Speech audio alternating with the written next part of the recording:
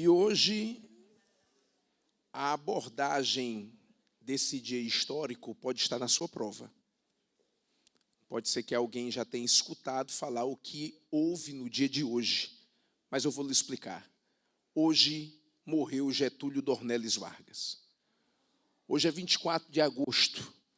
Getúlio Vargas morreu em 24 de agosto de 1954.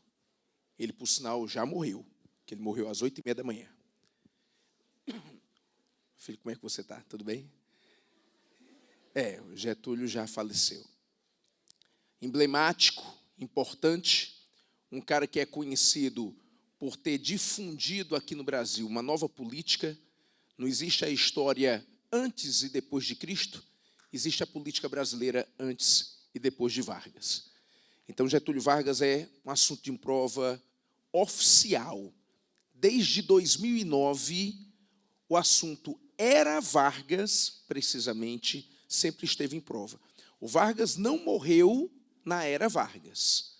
A era Vargas é de 30 a 45. Getúlio Vargas sai de lá deposto. Na verdade, ele renunciará, irá ser candidato a senador e ganhará. Depois virá o governo de Eurico Gaspar Dutra e em 50 ele irá se candidatar e vencerá. Getúlio Vargas entrou no governo do Brasil através de uma revolução, depois através de uma eleição indireta, depois através de um golpe e depois através de uma eleição direta. E passa 19 anos no governo e estará na vida do brasileiro ainda hoje. Ainda hoje, o Getúlio Vargas está em nossas vidas. Em Fortaleza existe um bairro chamado Getúlio Vargas. Na Praça da Polícia Civil, no centro da cidade, perto da prefeitura, existe um monumento aos trabalhadores com lá a referência a Getúlio Vargas. Nós temos, sem dúvida nenhuma, representações ainda hoje de Getúlio Vargas, como, por exemplo, as leis trabalhistas, a Voz do Brasil.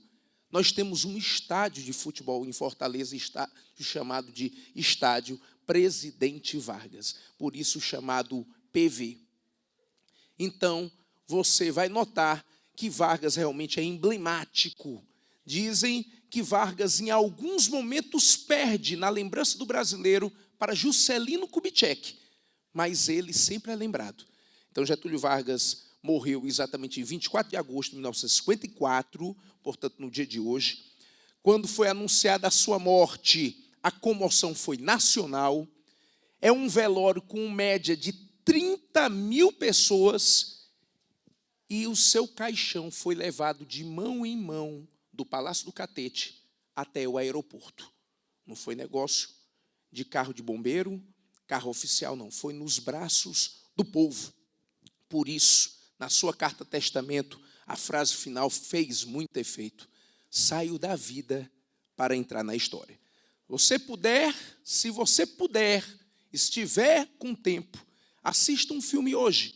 O nome do filme é Getúlio. Esse filme é produzido pela Globo. Tá? Esse filme é produzido pela Globo. Ótimo, ótimo filme, ótimo cenário. O filme é produzido, inclusive, no próprio Palácio do Catete mesmo. O Palácio do Catete hoje é museu. É o Museu da República. É um lugar que você irá visitar quando estiver no Rio de Janeiro. Você estando no Rio de Janeiro, vá ao Cristo Redentor, vá ao Pão de Açúcar, vá onde você achar melhor, mas não deixe de ir ao Palácio do Catete, que é o Museu da República, onde lá está preservado, inclusive, o quarto onde Getúlio Vargas se matou. Né? O Getúlio Vargas se mata com um tiro no peito, que algumas pessoas ainda hoje colocam em dúvida se ele conseguiu fazer isso, se ele não foi assassinado, mas eu não vou criar aqui uma teoria da conspiração. A morte aconteceu. A morte aconteceu. Se você puder, assistindo esse filme Getúlio, você vai entrar num contexto político muito importante, cara de prova, e quem sabe até se emocionar. É importante também você conhecer um pouco da história do Brasil nesse momento, tá certo? Então aí fica a dica para lembrar do assunto hoje. Quem sabe esse filme pode passar até em canal aberto, sei lá. Às vezes os caras aproveitam um determinado momento, né, para exibir um filme quando é uma data especial, né? Então acaba aparecendo aí e você tem essa oportunidade. Então não deixe de assistir se você tiver tempo hoje, para, sem dúvida nenhuma, melhorar o seu repertório, a sua informação, tá? Eu queria também falar uma coisa antes de eu começar a minha aula, que eu acho que essa informação é interessante, tá? Hoje nós vamos ter, ou a dica, na verdade, é interessante. Hoje nós vamos ter uma aula muito importante. É uma aula cara de prova mesmo. A gente tem tido aqui uns encontros onde o volume de informação é muito grande, concorda? Tanto que a gente, às vezes, até não está tendo, esse é o nosso quarto encontro. Eu acho que em um ou em dois nós tivemos um tempo mesmo de fazer alguns exercícios, porque era muito volume de matéria.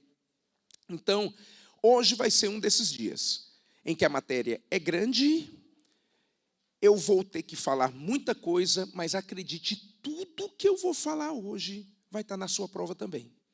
E eu não estou fazendo isso ou falando isso de uma maneira sedutora. Você vai me assistir hoje, você precisa ficar aqui hoje, porque a aula é importante. Não é de uma maneira sedutora, não. Se você quiser, olhe na sua apostila o seu índice de assuntos, que você vai perceber. Eu vou até citar alguns. Você acha que iluminismo, Revolução Industrial, independência dos Estados Unidos, Revolução Francesa, imperialismo, não é cara de prova? Então, é isso que a gente vai fazer hoje. Então, a dica é, se você puder, estar no clima, esteja para anotar. Porque, além dos slides, eu vou também falar algumas coisas. É aquela história, vai sempre ter uma dicasinha, alguma coisa do tipo, essa fase é importante, essa fase é lembrada dentro da prova dessa maneira.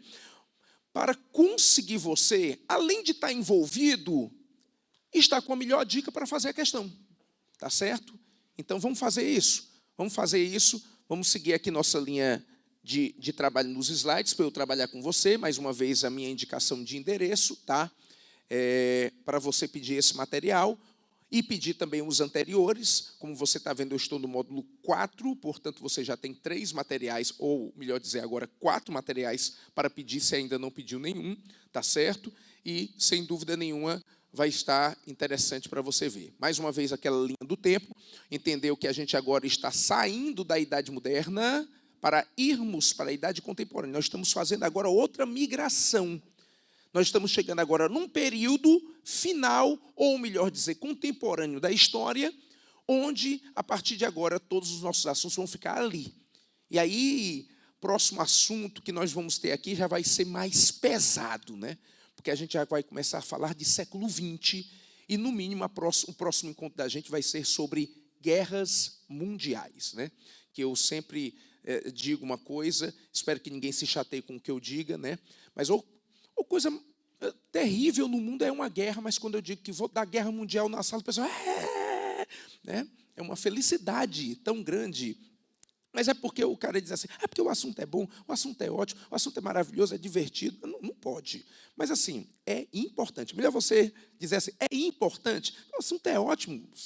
70 milhões de mortos. É difícil ser ótimo, né? Mas é assim, é instigante, né? E vai ser possivelmente o nosso próximo tema, tá bem?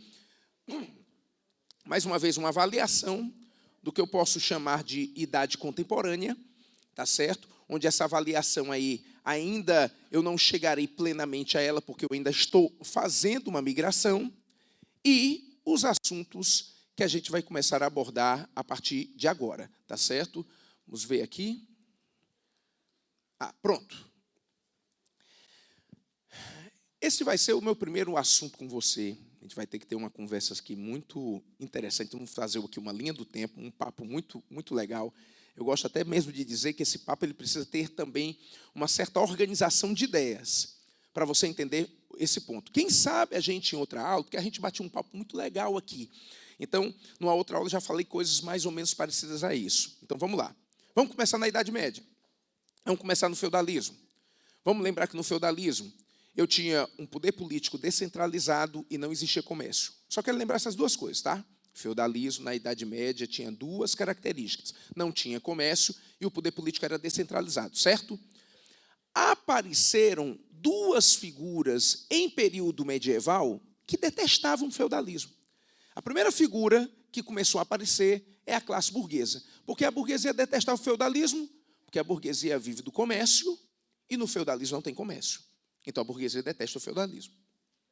Mas tem uma outra pessoa que detesta o feudalismo. Era o rei. Por que o rei detesta o feudalismo?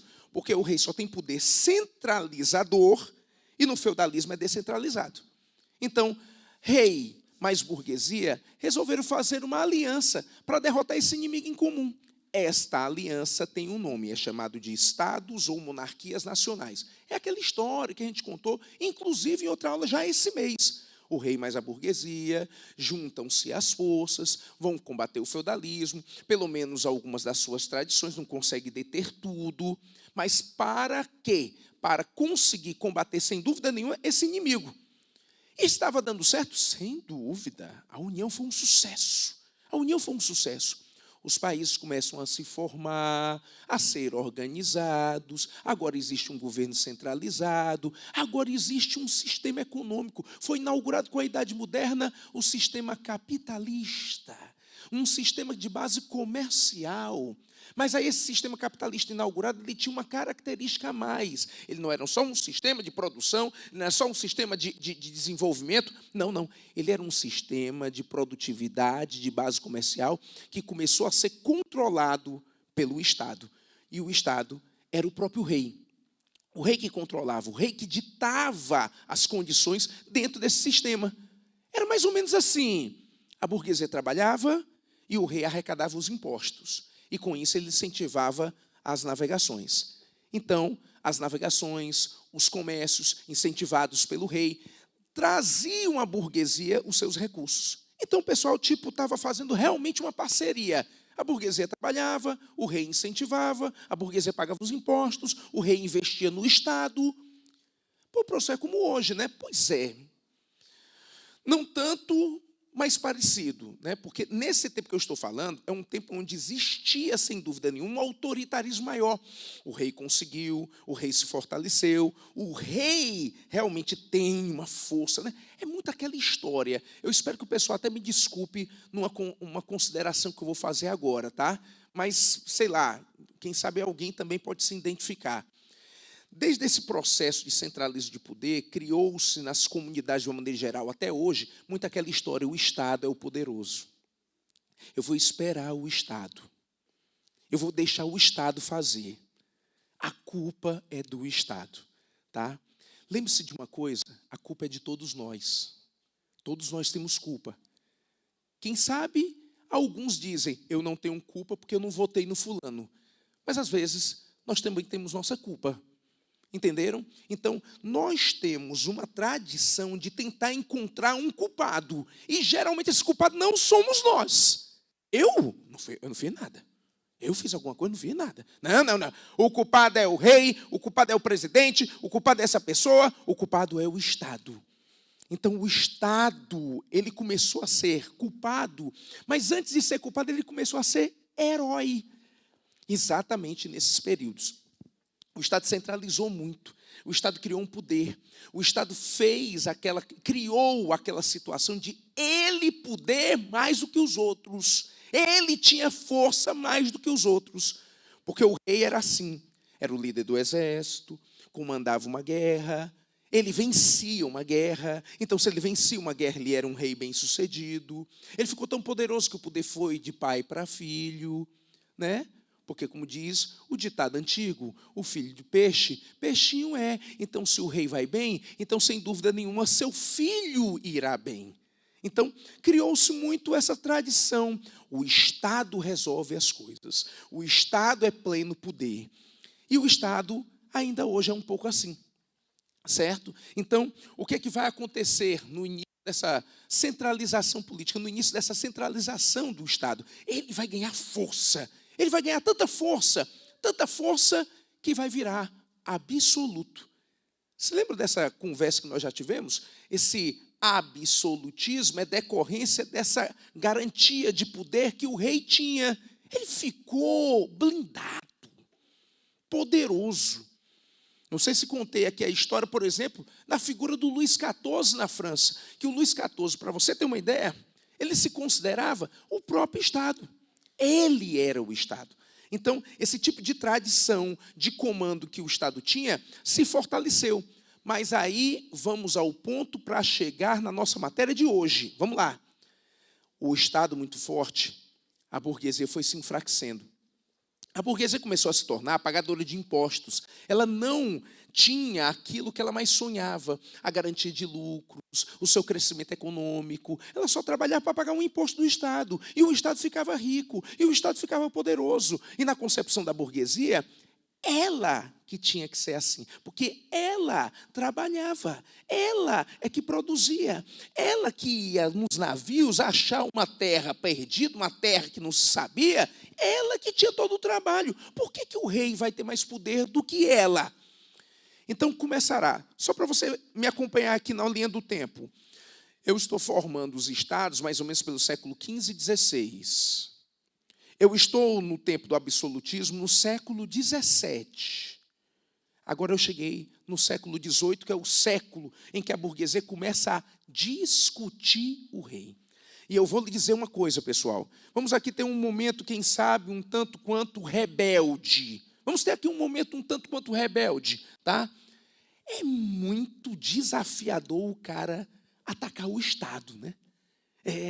Para você ter uma ideia, quem sabe, dê uma olhada, dê uma analisada na sua memória e pense, quantos reis você sabe que numa revolução, num processo de um movimento armado, foram mortos? São poucos. Sabe por quê? Porque ainda você tem respeito ao rei, respeito ao governante. O governante chegou, o governante é ruim, o cabra é miserável, terrível.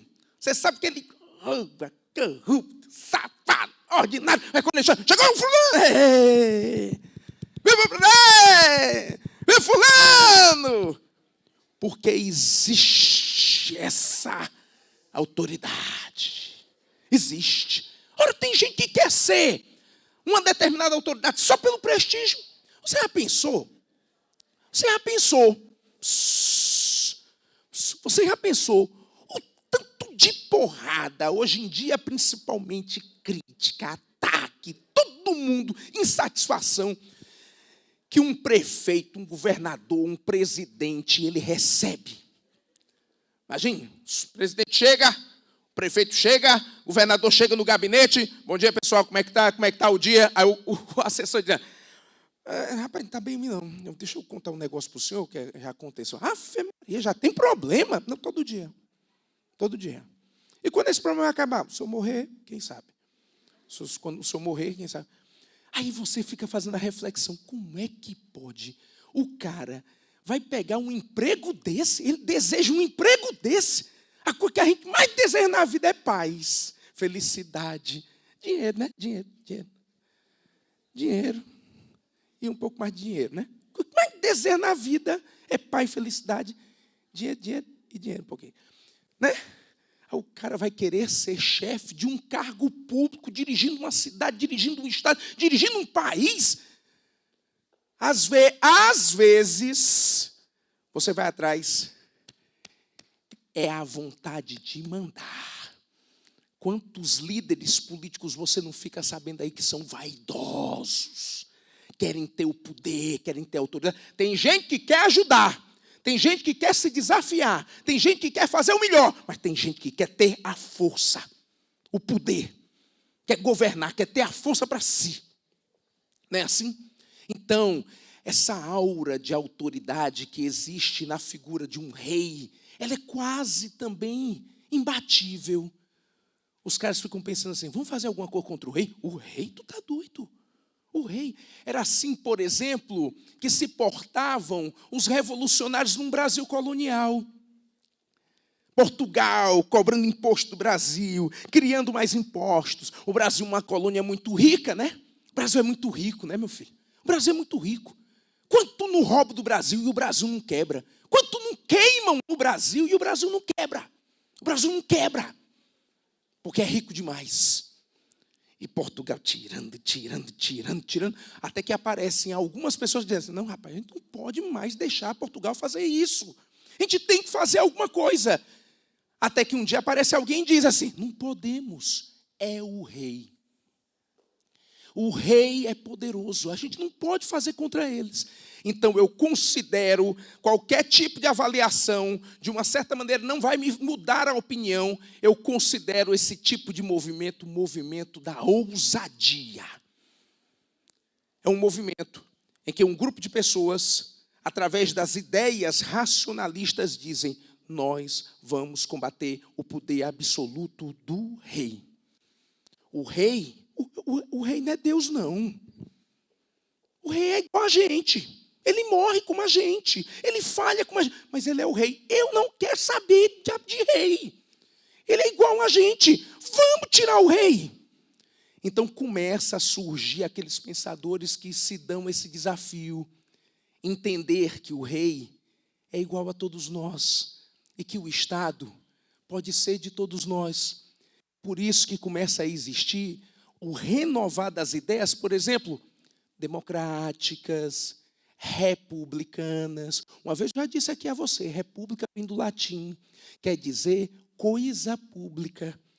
E a república é contra a monarquia. Monarquia. Entenderam, menino? Monarquia. República é público.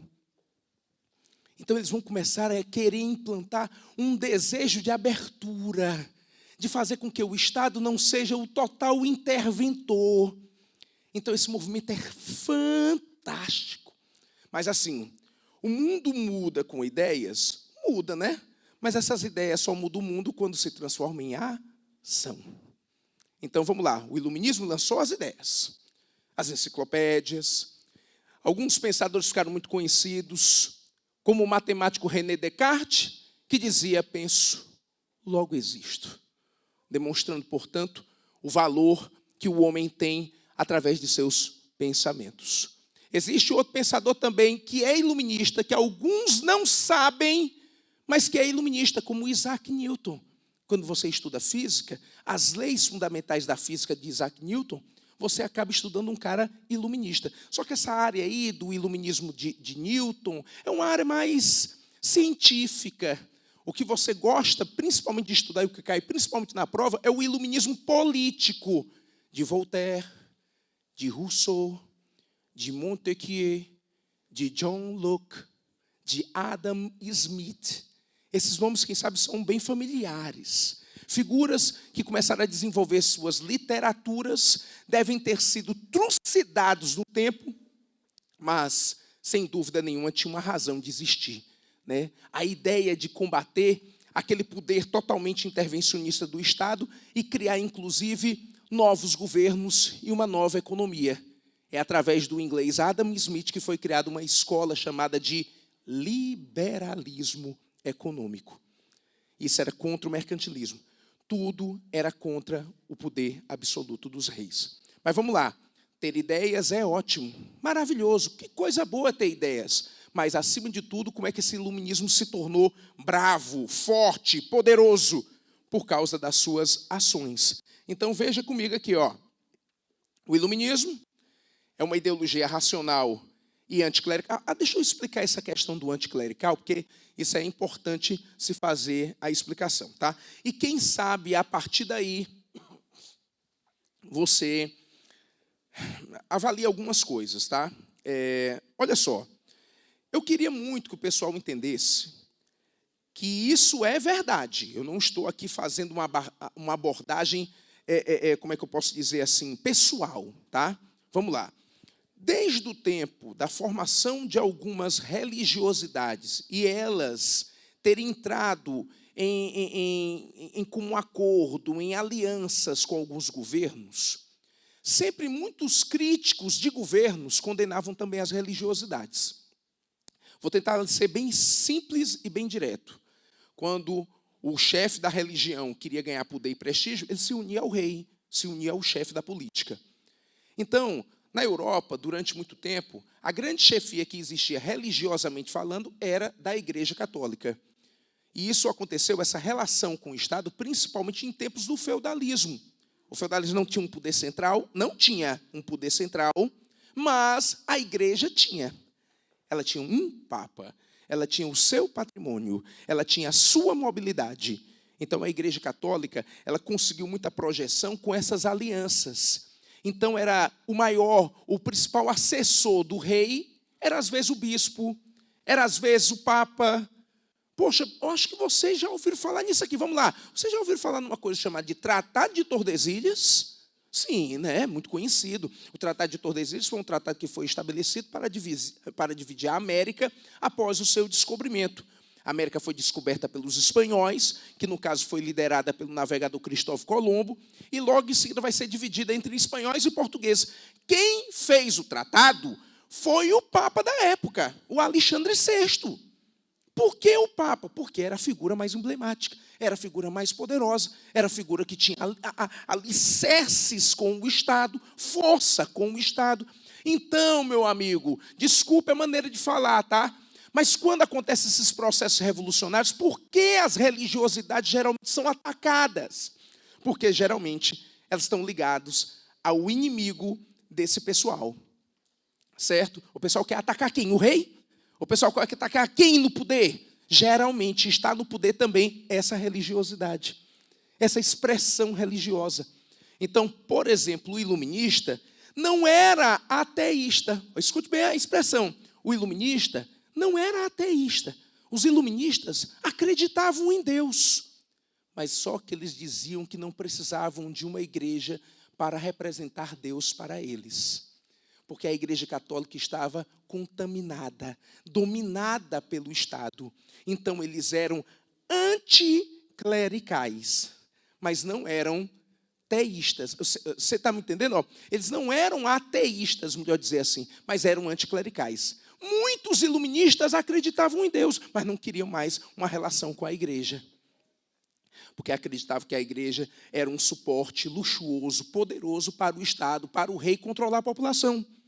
Então é por isso que, por exemplo, uma outra figura intelectual importante, que cai também em seus textos no Enem, que é o Karl Marx, que é o cara que criou o socialismo científico. O Karl Marx ele faz algumas referências à igreja, ataca a igreja, e aí a igreja ataca o comunismo, ataca o socialismo. O socialismo não presta, o socialismo é horrível, vai acabar com a família, vai destruir as pessoas. Por quê? É uma forma dela se defender. Então a igreja, se juntando ao Estado, virou alvo. E é claro, ela atacada, ela responde. Né? Ela atacada, ela responde. Durante muito tempo, sabe quem foi o maior inimigo do Napoleão Bonaparte? Que é um produto da Revolução Francesa, que é um produto do Iluminismo? O Papa. O Papa. Por quê? Porque ele era um produto de um inimigo da igreja. Então tem esse detalhe. Então quem sabe não é Deus. É o homem mesmo. Quem sabe não é espiritual, é material mesmo, certo? Afeta, sem dúvida nenhuma afeta, enfraquece, ataca pessoas até de uma maneira injusta. Nem todo mundo na igreja, principalmente nesse tempo, mereceria esse ataque. Mas não dá para escolher. Ei, tu é corrupto. Não, morre. Tu não é. A Revolução Francesa fazia isso, né? A Revolução Francesa fazia isso.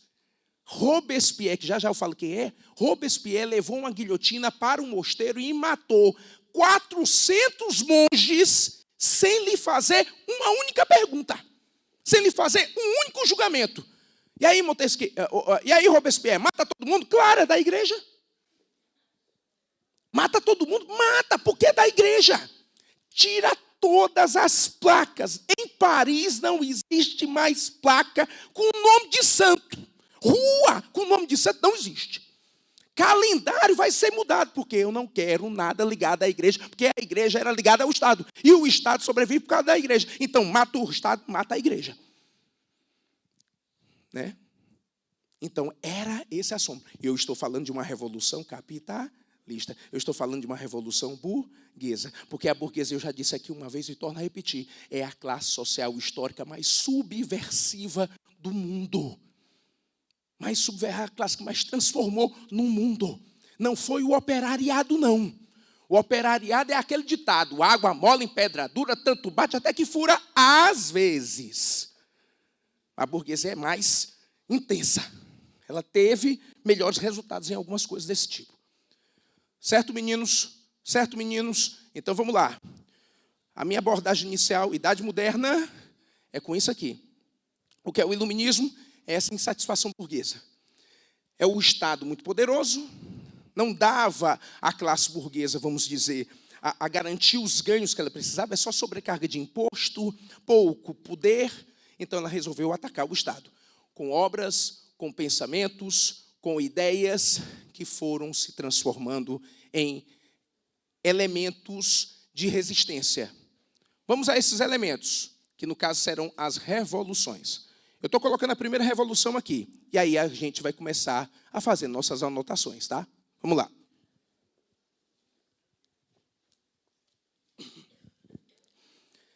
A independência dos Estados Unidos da América é considerada um movimento iluminista por quê? Vamos lá, faça essa relação. Quando eu falo metrópole, eu falo rei. E neste período do século XVIII, quando eu falo rei, eu falo Estado. O que é que o iluminismo quer? Ele não quer atacar o poder absoluto dos reis, ele não quer atacar essa intervenção do Estado. Então, as ideias que a independência dos Estados Unidos promove são iluministas. Só que os Estados Unidos têm uma vantagem para fazer essa independência. E aí, quem sabe, você coloca até essa informação. Os Estados Unidos vai ser o primeiro país americano a se tornar independente. O primeiro país americano a se tornar independente. É por isso que os Estados Unidos ficou tão forte, tão poderoso, tão referencial, e se autodenomina América, né? Não tem isso, né? A história de o cara que nasce nos Estados Unidos, o cara perguntou, tu nasceste aonde? Tu és de onde? Aí o cara diz, eu sou americano. E todo mundo sabe que ele é dos Estados Unidos. Que isso é horrível para nós que nascemos no Brasil, ou para nós que nascemos em algum lugar da América também. Porque nós não podemos ser americanos como eles. Eles, por terem sido os primeiros a tornar-se independentes, os primeiros a fazerem determinados investimentos em setores econômicos, e se tornarem muito fortes mesmo, principalmente pelas armas, eles se patentearam americanos. Nós não podemos ser. Nós não podemos ser. Eu gosto de dizer, ou quem sabe eu já posso ter dito isso em outra aula, então desculpa a repetição, que os Estados Unidos se tornaram tão forte, que só eles são os americanos. Se a gente quiser ser chamado de americano, o pessoal vai ficar confuso. Muito bem disse a música, que é tocada em boas festas, principalmente no final delas, onde o estado etílico, às vezes, dos convidados está alterado. E quando essa música toca, é uma euforia só, e por incrível que pareça, seja jovem ou seja velho, todo mundo canta. Quando começa aquela música, ela é americana, na América do Sul. Ele tem que especificar. Que é da América do Sul. Porque senão você vai pensar que é dos Estados Unidos. Você está se apresentando no intercâmbio para uma pessoa, a pessoa pergunta, você é de onde? Eu sou americano. Uau, americano. Massachusetts, Texas, Dallas. Não, Quixeramobim. Quixeramobim, perto de Quixadar. Isso não é América, isto é Brasil, Ceará, Nordeste, não é América. Sim, eu sou da América do Sul. Você é sul-americano, sub-americano. Porque ele tem que especificar, a gente não pode dizer que é americano, não. Porque os Estados Unidos ganhou essa patente, porque os Estados Unidos ganhou isso. Porque eles foram o primeiro a fazer isso. Eles se lançaram. E se lançaram bem por dois motivos. Primeiro motivo, a sua colonização. A sua colonização realmente foi muito... Por que a colonização dos Estados Unidos foi diferente? Porque a sua metrópole não prestava. O que é prestar fazendo uma avaliação metropolitana? É aquela metrópole ruim, miserável, dominadora, exploradora, que mata, tira o couro, estende, acaba. Isso é uma metrópole boa. Exemplos, Portugal. A gente ficou acabado. Metrópole ruim, desleixada, uma metrópole sem futuro. Tal. Inglaterra. A Inglaterra, ela tinha muitos problemas internos, não deu para ela ser atenciosa. A colonização inglesa foi uma colonização negligente. Ela não conseguiu dominar tão bem quanto Portugal para cobrar tantos impostos. E aí, o que aconteceu? Muitas pessoas da Inglaterra vieram para a América do Norte sem autoridade do Estado. Resumindo, Eles têm uma colonização diferente. A colonização que vai surgir nos Estados Unidos é uma colonização de povoamento, enquanto nós tivemos de exploração. Então, isso aí não foi culpa de Portugal ou de Espanha. Isso foi culpa, no final das contas, do próprio sistema. Lembre-se, lembre-se, lembre-se. A colonização, sempre que o pessoal desejava fazer, é de exploração. Sempre. Tanto que nos Estados Unidos até tem. Nos Estados Unidos também tem. Mas como estava a Inglaterra negligente, o povoamento veio, e com o povoamento veio esse espírito, ainda hoje muito admirado por algumas pessoas, que é aquele nacionalismo, aquele patriotismo exagerado que os Estados Unidos têm. Aquele patriotismo de saber cantar o hino, andar com a bandeira, hastear a bandeira do lado de fora da casa, né? Às vezes tem menino que vai para os Estados Unidos, faz um intercâmbio, aí diz assim, professor, a minha família norte-americana hasteava a bandeira. Tinha que parar um instante, hastear a bandeira, mão no peito, cantava o hino e tal. É muito bonito, professor. Aqui no Brasil, se alguém hasteia a bandeira na frente de casa, é dia de jogo.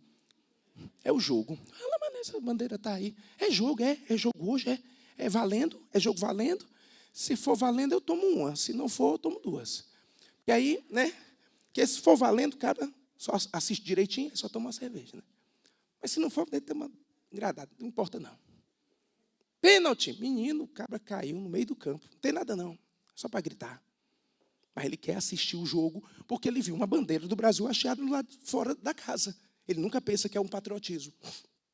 Nunca pensa que a pessoa está amando o seu país, mas nos Estados Unidos é. Então, a primeira coisa que vai fazer esse processo realmente acontecer é a colonização de povoamento, de negligência. E a segunda coisa são as ideias iluministas. As ideias iluministas vão chegando, as ideias iluministas vão aparecendo, e os Estados Unidos se contagia. É claro, vão existindo algumas condições também extremamente internas importantes, como, por exemplo, o aumento de impostos, o aumento dessa política. Você pode notar, pode ir atrás, generaliza. Agora dá uma generalizada, meninos, dá uma generalizada. Na maioria das vezes, quando uma independência está sendo produzida, programada, os caras estão sentindo no bolso. A chateação dos caras é o bolso. Imposto alto. Pode notar, Inconfidência Mineira, não foi um movimento de independência no Brasil? O que era? Sentindo no bolso. Era um imposto que estava aumentando. Tá? Tem questões sociais? Sim. Tem questões políticas? Sim. Mas geralmente é sentindo no bolso. Então, são guerras que os ingleses se envolvem, são conflitos que os ingleses se envolvem, e aí, por gastarem dinheiro, querem tirar dinheiro de onde? Da colônia. E a colônia não deixa mais. Então, a independência dos Estados Unidos é exponencial. É a independência que dá o incentivo, a inspiração para as outras independências. Tá? A Inconfidência Mineira, mais uma vez citando, ela tem inspiração na independência dos Estados Unidos. Agora, só uma avaliação, quem sabe é interessante você também anotar. Você, o que é que deve ter anotado, possivelmente, né? Você aqui acompanhando, está aí com a sua apostila, viu que a independência dos Estados Unidos é iluminista. Quem sabe anotou que foi o primeiro país a se tornar independente da América. Quem sabe anotou que essa diferenciação para conseguir essa independência foi a colonização de povoamento que eles tiveram, sempre lembrando que essa colonização vem de um processo negligente. Anotou também o que pesou, foi uma política fiscalista, né? Muitos impostos, muitas exigências, deixa o colono realmente chateado, tá? Mas você vai notar também que existe uma avaliação importante para ser feita, a comprovação de que esse movimento é elitista. Qual é a comprovação? É que eu tenho nos Estados Unidos colônias do Sul que têm escravidão. Quando as colônias do Norte se juntaram ao Sul para fazer a independência, eles fizeram a independência. Fizeram, é por isso o nome Estados Unidos. Mas vamos lá, cadê a abolição dos escravos? Cadê a abolição dos escravos? Imagine, hein? Imagine o George Washington. George Washington foi o primeiro presidente dos Estados Unidos, participante do movimento de independência. Um cara que esteve presente na criação da primeira Constituição dos Estados Unidos, que é considerada ainda hoje exponencial. Rapaz, a Declaração de Independência e a primeira Constituição dos Estados Unidos é souvenir. Você vai nos Estados Unidos e compra. Eu tive um aluno que teve assim, um carinho muito grande. A gente tem algumas pessoas assim de bom coração, né? Gostam da gente. E ele trouxe para a gente. Ele trouxe para alguns professores dele. Tá? A Declaração de Independência dos Estados Unidos, é claro, é uma cópia, né? É só para a gente guardar ali, é muito legal, botar num quadro, coisa desse tipo. E lá também está envolvida a situação da Constituição norte-americana.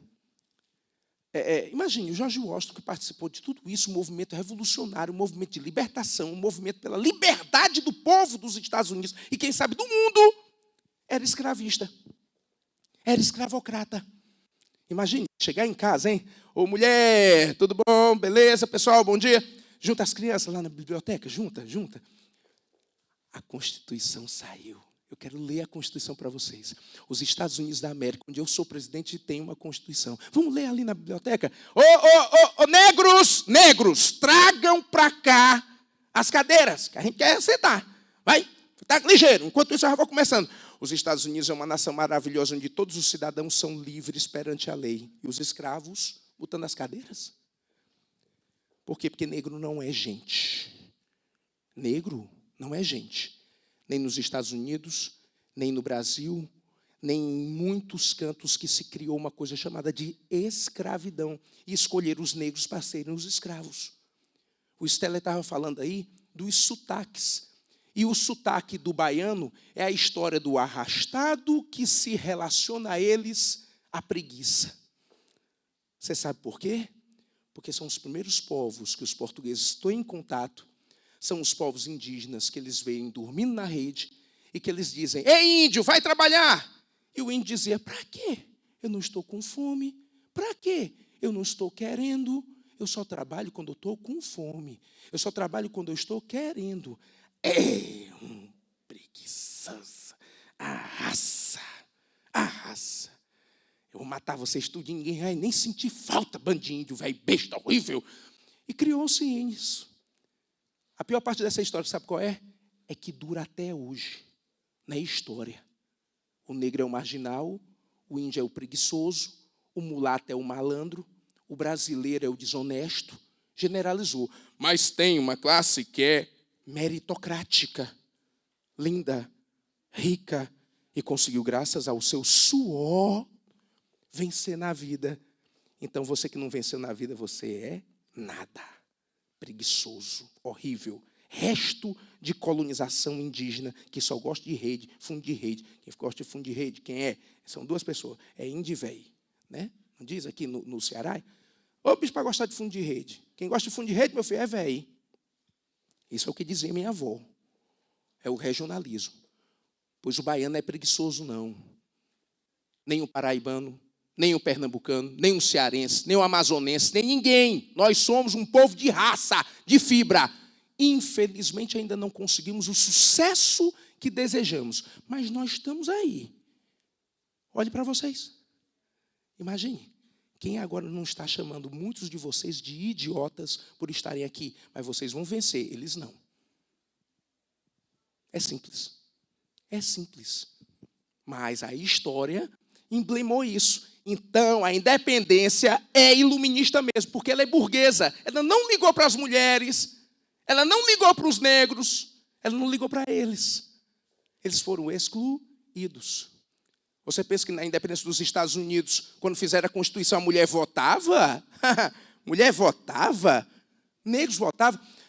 A abolição dos... Olha, você está vendo aqui, ó. Você está vendo aqui. A independência dos Estados Unidos é de 1776. Olhe para a data. A abolição dos escravos é de 1865. E o primeiro negro nos Estados Unidos só votou em 1964. Por quê?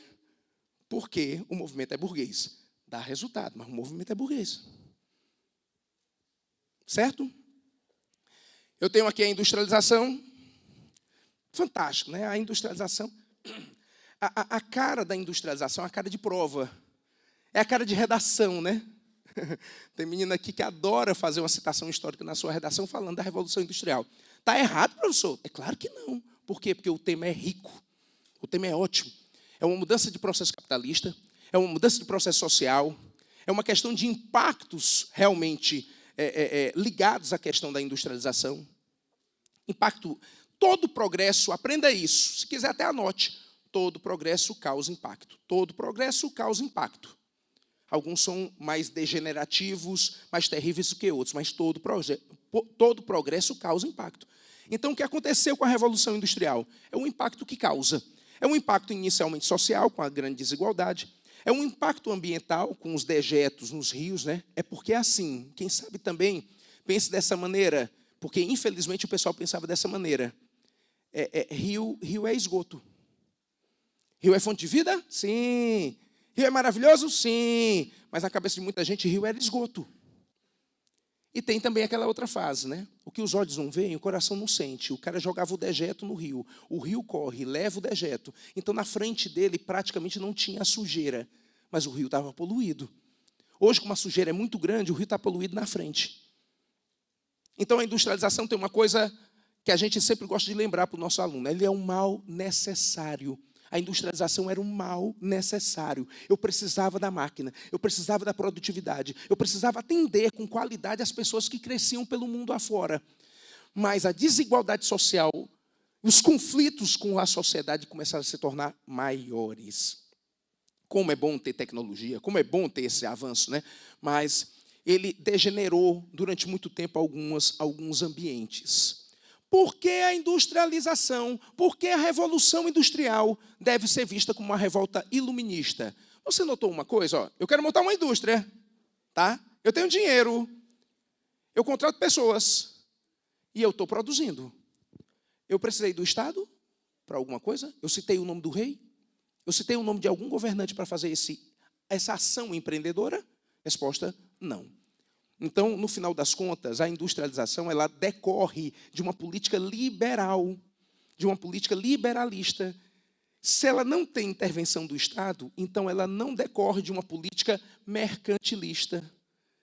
Então, tudo que combate o poder do Estado, tudo que combate o poder absoluto dos reis, é iluminista. Esse é o detalhe, tá? Vamos agora para a principal porrada do dia, da manhã. Aqui, será que vai dar tempo? Vamos embora. Eu beber água?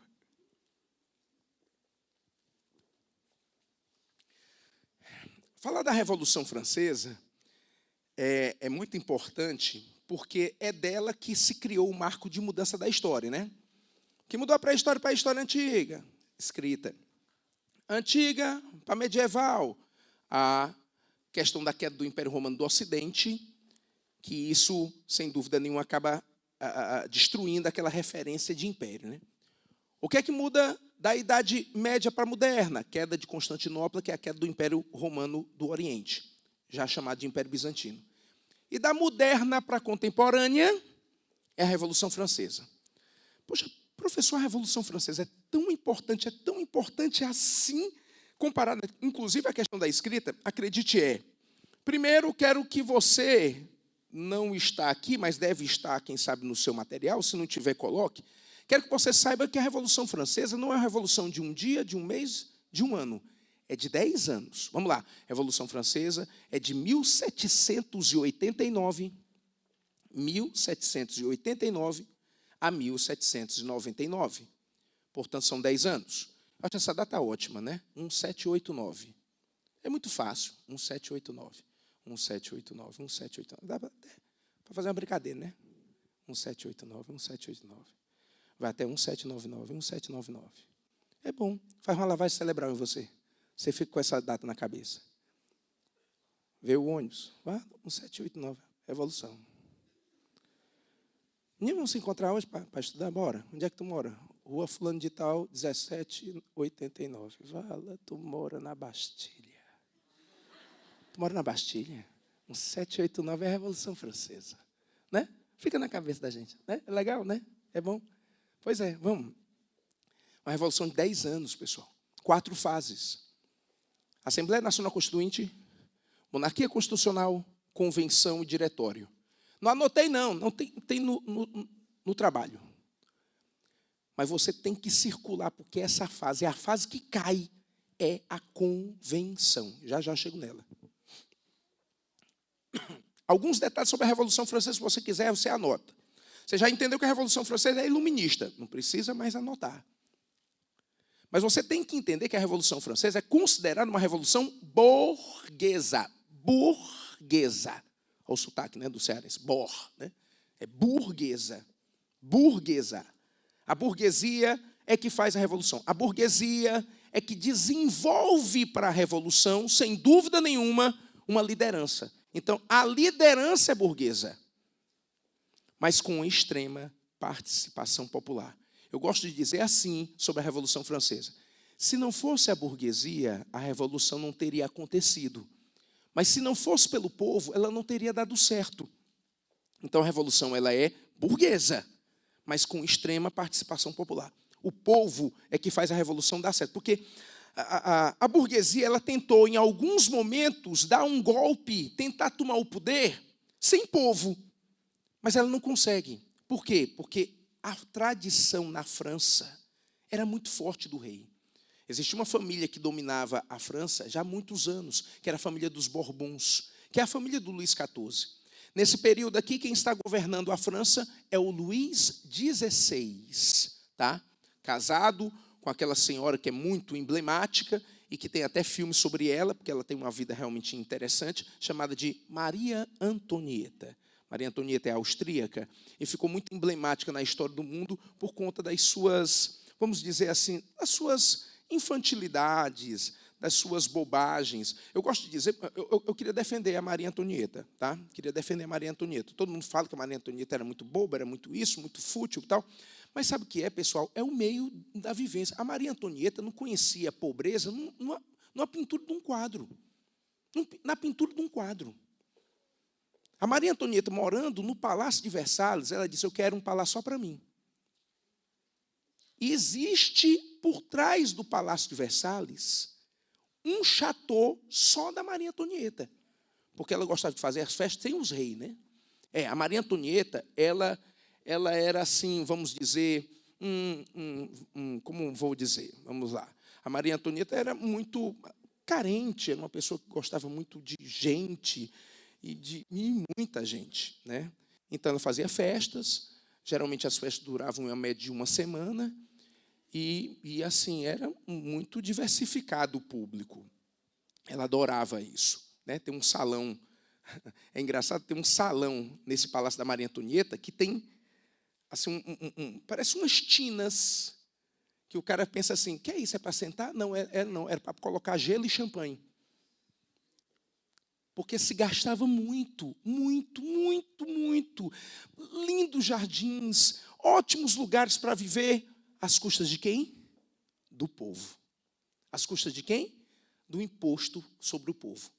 Para você ter uma ideia, a França, nesse período, era o país mais populoso da Europa. Ele tinha 24 milhões de habitantes. 22 milhões eram completamente miseráveis. Esse povo era tão miserável, que ele não roubava banco. Ele não roubava loja de joias, ele roubava padarias. O cara que dizia assim, eu vou montar um banco em Paris, nesse período do século XVIII, ele não iria ser assaltado. Ele não iria sofrer atos criminosos nenhum. Mas o cara que montasse uma padaria, ele estava perdendo o negócio rapidamente, porque ele ia ser atacado, porque faltava comida. Faltava comida. E o rei se metendo em guerra, perdendo. O Luís XVI, ele chegou a apoiar a independência dos Estados Unidos. Mandou um exército para os Estados Unidos para apoiar a independência dos Estados Unidos. Vamos lá, para quê, hein? Porque os Estados Unidos estavam lutando contra a Inglaterra, sua inimiga. Então ele queria, só para fazer o mal, vencer a Inglaterra. Olha só, eu acabei de dizer a você que a independência dos Estados Unidos é iluminista, não foi? E eu acabei de dizer a você que o iluminismo combate o absolutismo, não foi? E o Luís XVI não é absolutista? Então ele estava sendo contraditório. Ele estava apoiando um determinado movimento que era contra ele. Que, por sinal, tanto inspirou a Revolução Francesa, né? Para quem não sabe, as cores tricolores da França já vêm das cores tricolores dos Estados Unidos. Porque a ideia do tricolor é a ideia da vitória. É a ideia dos vitoriosos, né? Já existiam algumas famílias que usavam um pouco dessas cores, mas elas foram adotadas efetivamente por conta da vitória da Revolução Francesa. Sim, sim. A Maria Antonieta, olha só uma curiosidade, é rápida. A Maria Antonieta, ela é austríaca. E a dona Leopoldina, esposa do Dom Pedro I, também. Elas eram primas. Primas. É por isso que o Dom Pedro é Bourbon. Porque a família austríaca casava muito com a família francesa e adotou o sobrenome. Porque o Dom Pedro I é Bragança e Bourbon, por conta dos casamentos com as austríacas. O Dom Pedro casou com 2 austríacas, né? Que a dona Leopoldina faleceu e depois ele casou de novo, né? Professor, disse que o Dom Pedro gostava muito de mulher, mas ele só casou 2 vezes. Casar 2 vezes, mas ele tinha 15 amantes oficiais, né? O Dom Pedro I teve 28 filhos, tá? Isso o que ele assumiu, né?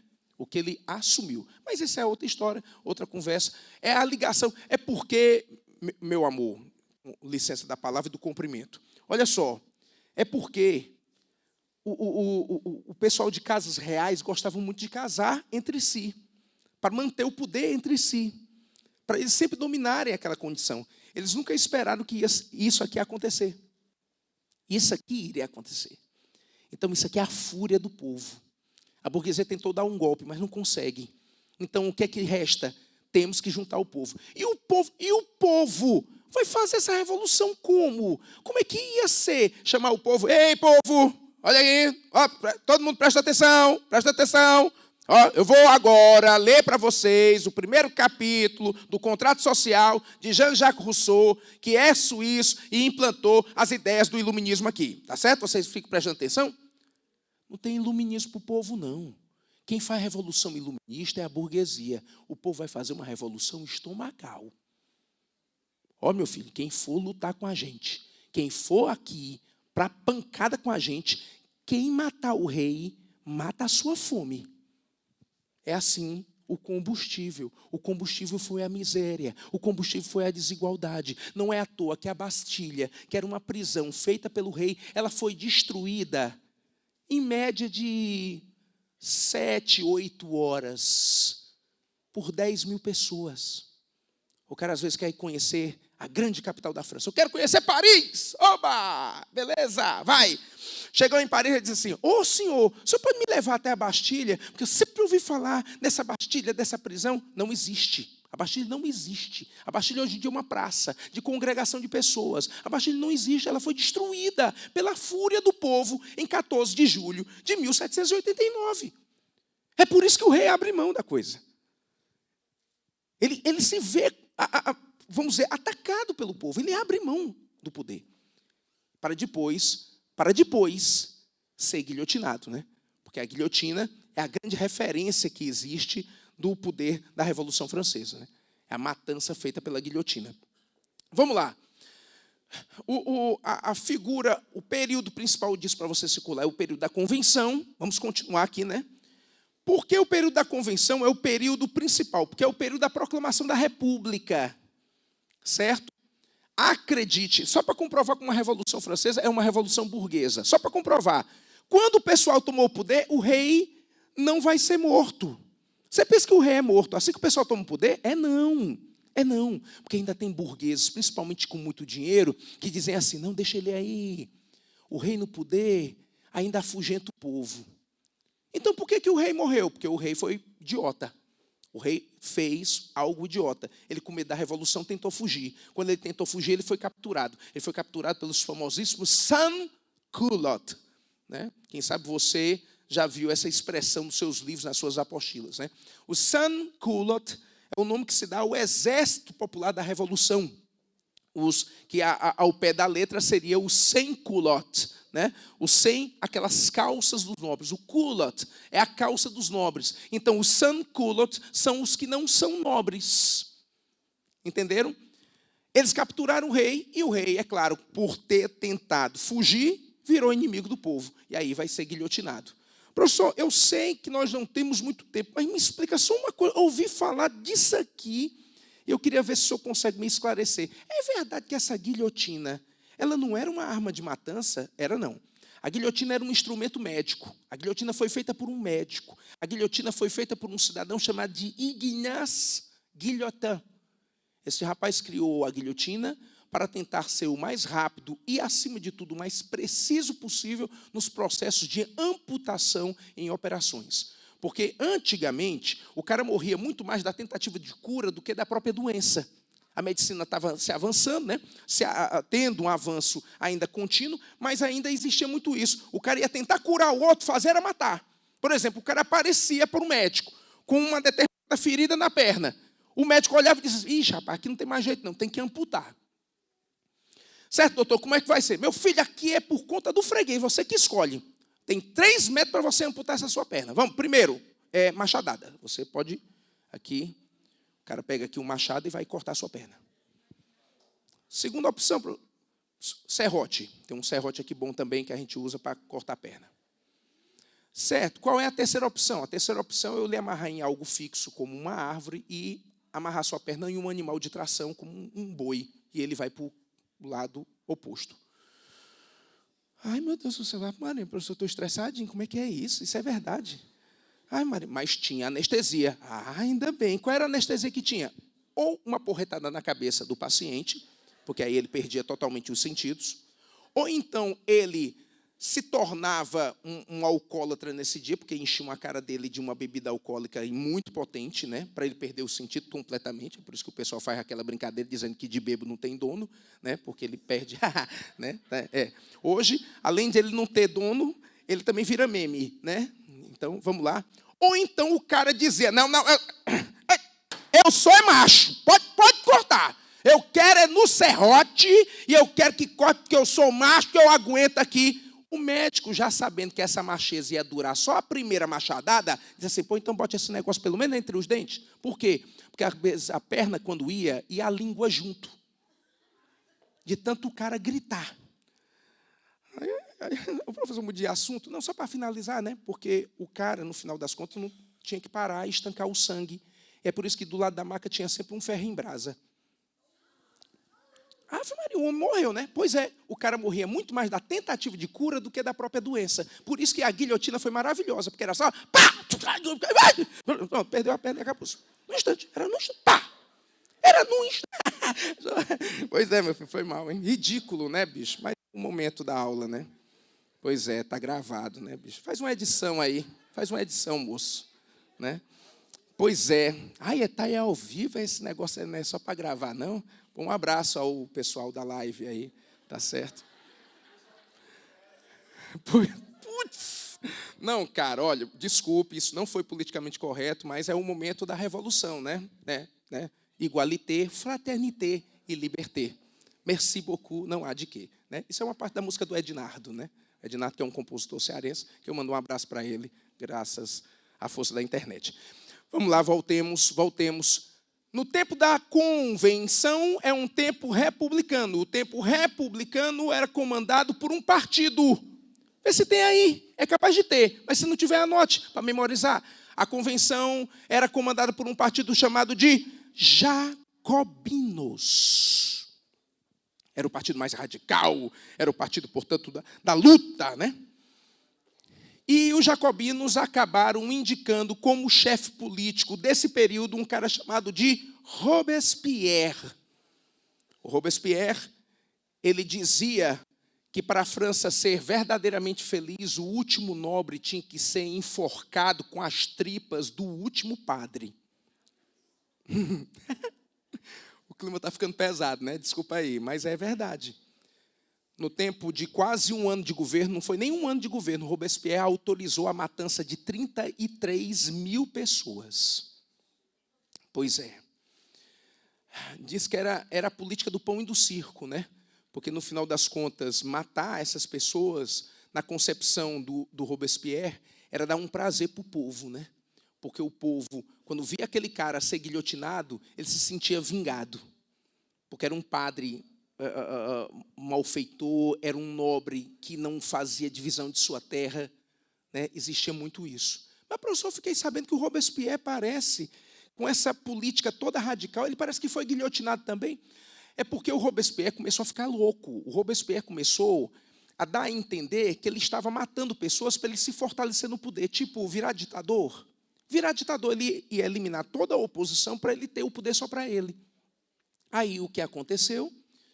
Os outros partidos que existiam, chamados até mesmo de girondinos e planície, aplicaram um golpe no Robespierre e o mataram, né? O Robespierre, ele começou, no caso, a assustar os outros partidos. Ele começou a matar gente do próprio partido dele. Tem uma história que o Robespierre mata um colega dele. O Robespierre era advogado e matou um colega dele, advogado do mesmo partido, chamado Jacques Danton. Tem filme até sobre ele, sobre o Danton. E tem uma parte até que é muito conhecida, né? Que diz que o Robespierre condenou o Danton a ser guilhotinado e foi visitá-lo na cela, né? E no meio da conversa, das provocações, o Danton começou a rir. Aí ele disse assim: por que você está rindo, Danton? Eu estou rindo porque eu hoje vou ter uma tristeza. Aí é claro que você vai ter uma tristeza, você hoje vai morrer. Ele disse: não, minha tristeza não é morrer, não. A minha tristeza é não lhe ver morrer. Porque você vai morrer já, já. E foi dito e feito. Robespierre vai ser atacado pelos outros partidos, vai ser tirado do poder e vai ser guilhotinado, na mesma tradição de todos os outros. Corpo de um lado, cabeça do outro, dentro de um cesto, e, é claro, o carrasco pegando para mostrar para o povo que aquele cara está morto mesmo. Nessa tradição. A Revolução Francesa vai acabar depois de 10 anos com um golpe de Estado. Esse golpe tem nome. Ele é chamado 18 Brumário. A alta burguesia começa a se sentir aterrorizada com a Revolução e resolve, para acalmá-la, encerrá-la e colocar uma pessoa no poder para tentar fazer isso. Quem ela vai colocar? Ela vai colocar um militar. É porque na cabeça da burguesia, se existe algum militar aqui, parente de militar, ou amigo de militar, saiba que essa concepção é uma concepção burguesa, não é minha. A concepção burguesa que existe sobre os militares é o quê? Que militares só servem para obedecer ordens. Então, a ideia qual é? Vamos colocar um militar no poder para ele ser o nosso marionete. E quem vamos colocar no poder para dar uma calma à França, para acalmar as coisas dessa revolução, para dar uma tranquilidade ao país e ele ainda ser nosso? Vamos colocar o herói do país. Vamos colocar o general Napoleão Bonaparte. Napoleão Bonaparte, em tantos apelidos que ele tinha, um deles era de o doutrinador. Era um cara ríspido, autoritário, mas cheio de sucesso. Só para você ter uma ideia, Napoleão Bonaparte. Vamos lá, de novo. Quem é militar, quem é parente militar, ou amigo de militar, ou entende sobre militar, vai ter um impacto. Napoleão Bonaparte foi general do exército francês aos 23 anos de idade. Só para você sentir o impacto, para quem não conhece a história. Não existe um general nesse país, nenhum general nesse país, que tenha menos do que 50 anos de idade. Não existe. Serviço no exército é de 30 anos, o mínimo. 30 anos. O Napoleão Bonaparte foi por glória. Era uma pessoa pobre. Era um filho de um advogado que não criou fortuna. Tinha 7 irmãos. O que o pai pôde lhe dar foi educação. Ele foi lá para a luta. Venceu na vida. Era a inspiração do povo francês. Venceu tudo que se apresentou. Tudo. Então ele era o herói do país. A ideia de botar o Napoleão era exatamente essa. Tentar acalmar a revolução e ter pessoas para se inspirar. E sendo um militar, controlar ele. Só que o tiro saiu pela culatra. O Napoleão Bonaparte, ele começa um governo. Ele é, inicialmente, um governo chamado de consulado. Chefe de um governo chamado de consulado. É como se fosse uma república e ele um presidente. Na verdade, existe a república. A república não se acaba agora. Ele, na república, é como se fosse um presidente. Um cônsul é como se fosse um presidente. Você me entende? Então ele vai ajeitando a casa. Dinâmico. Existe uma história que o Napoleão vai fazer um código civil para o país. Código civil para o país. O Napoleão cria a moeda do país, que é o franco. Hoje a França tem o euro. Mas a moeda franco durou até o euro. Napoleão criou um código civil para o país. Um novo código de leis para o país. A história que se conta é que o Napoleão organizou os juristas e disse: vocês têm que fazer um código civil para esse país rápido, rápido. Porque o Napoleão era muito enérgico. Passou um mês, nada. Passou 2 meses, nada. Passou 3 meses, o Napoleão chutou a porta do pessoal da promotoria, o pessoal de juízo, chutou a porta desse pessoal e disse: pessoal, eu falei para vocês fazerem um código para esse país rápido. Vocês ainda não fizeram. General, não é assim. Para se fazer uma lei de um país tem que ter uma calma. Tem que estudar, tem que fazer isso aqui com mais calma. Ah, é calma que vocês querem? Bom, então pronto, eu estou calmo. Vocês estão todos demitidos, pode ir embora.